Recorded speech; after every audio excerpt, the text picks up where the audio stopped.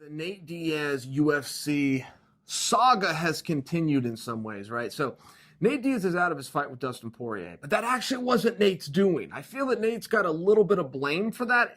Poirier is actually the one that pulled out of the fight. Dana came out and said, Dana's statement was, it was a little bit confusing, and here's why. He started by saying, I'm not going to offer Nate Diaz any more fights until I know that he really wants to fight.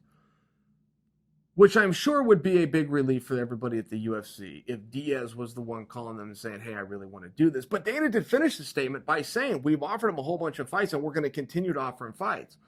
So I wasn't really clear on where they stood. In fact, as I read the statement, I go, it seems like you guys are in the same spot you're always in.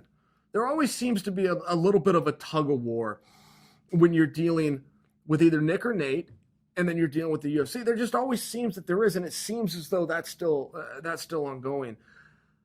I felt as though, and I really hope that I'm right on this, that Nate's next fight's going to be against Poirier. It's just going to be at a different date.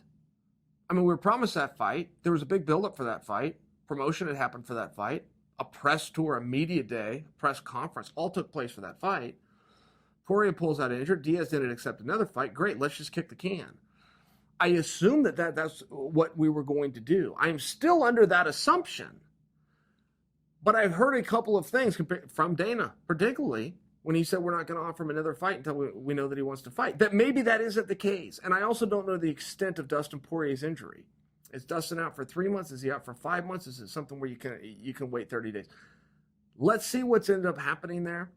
But I think the push that everybody, including the athlete, should do is that we're going to move forward as planned.